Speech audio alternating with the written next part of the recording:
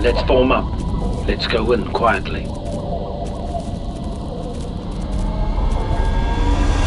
Whenever you're ready, sir.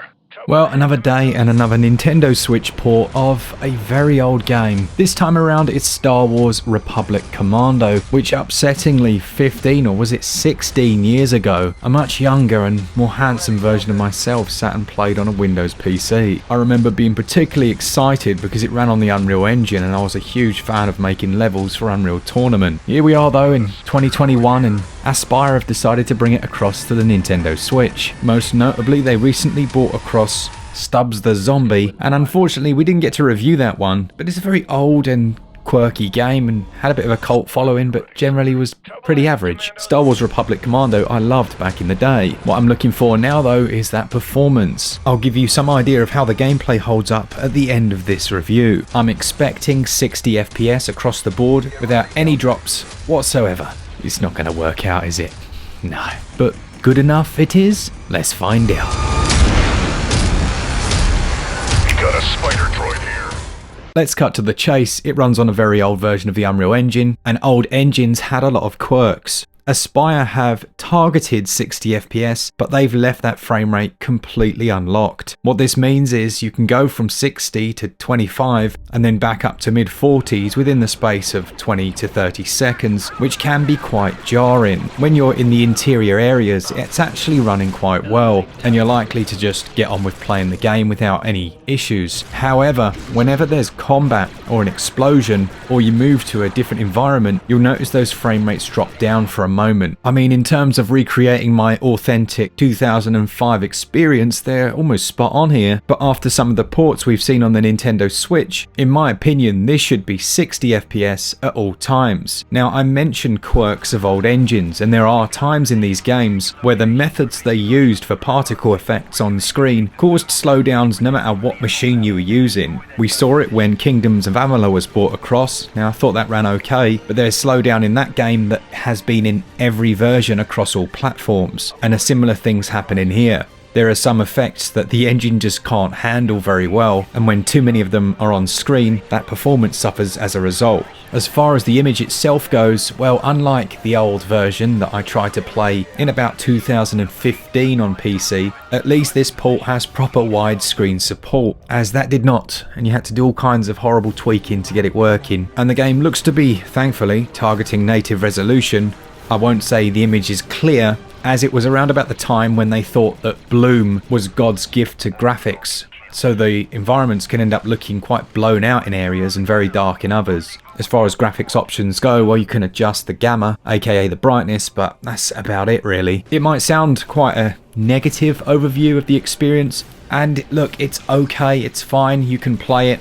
Let's say 80% of the time it's running between 30 and 40 FPS, but it certainly, in my opinion, needs a patch or two. 60 or near 60 shouldn't be impossible for the Switch. It will be interesting to see how the PS4 version of this runs as well, but I have a sneaking suspicion that all platforms will suffer similar stutters. Texture resolution has been brought up a little, but still fits well within the 2005 range, aka it's blurry and not very good.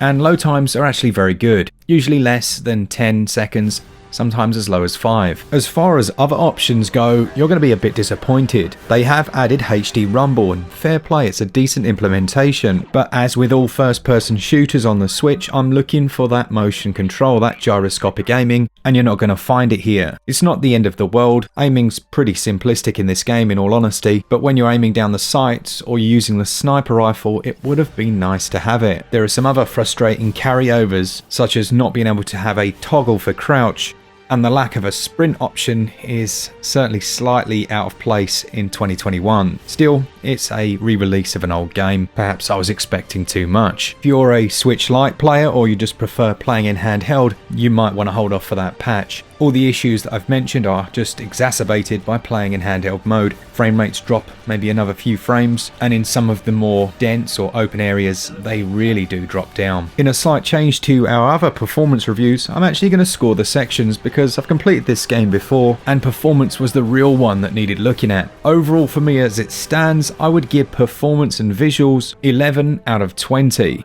The soundtrack is surprisingly good in this game. It's dynamic and changes depending on what's happening on the screen. Hostile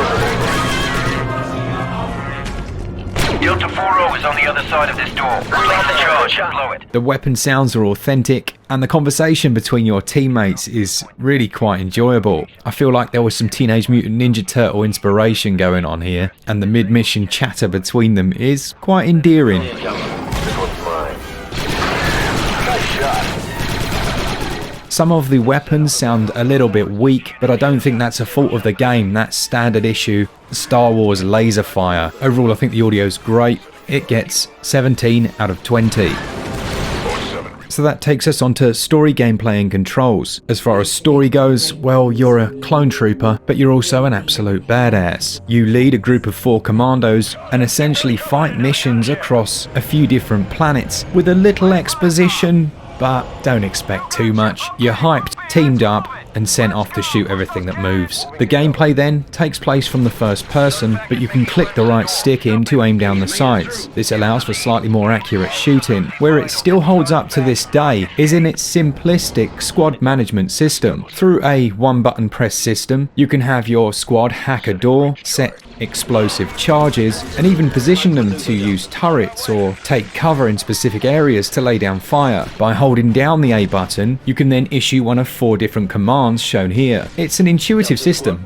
In fact, I'd go so far as to say it's a title that deserves a complete remake, as that aspect works really well, and maybe in something on a much larger scale on modern hardware would be a fitting way to take the series. You'll face off against a load of different enemies, some of these being more powerful than others, and you can make your team target them again by just tapping the A button on them. Team members' health is shown down in the corner, and you can have them heal up at med stations. If you yourself go down, as long as another team member's up, you can request them to come and res you. And while it does feel a little cumbersome having all of you take turns to heal up at the stations, I think I prefer not having that regenerative health that's in so many modern games. If you want to save, you can do so at any point by bringing up the menu, and this can be done at any time. You'll have a range of missions, but throughout the course of each one, many of the same things will take place. You might find yourself ambushed while you're waiting for one of your comrades to place a charge, or there'll be a series of checkpoints that you have to blow up, all the while fighting off enemies from all directions. It's a simplistic structure, and in many ways it's very linear, but the squad system is still really fun, and if you haven't played the game, I'd say it's worth giving it a shot. It's a shame they didn't include gyro controls, and there's not much in the way of tweakable options at all. And obviously there's no multiplayer here. Gameplay scores 15 out of 20, and the controls also score 15 out of 20.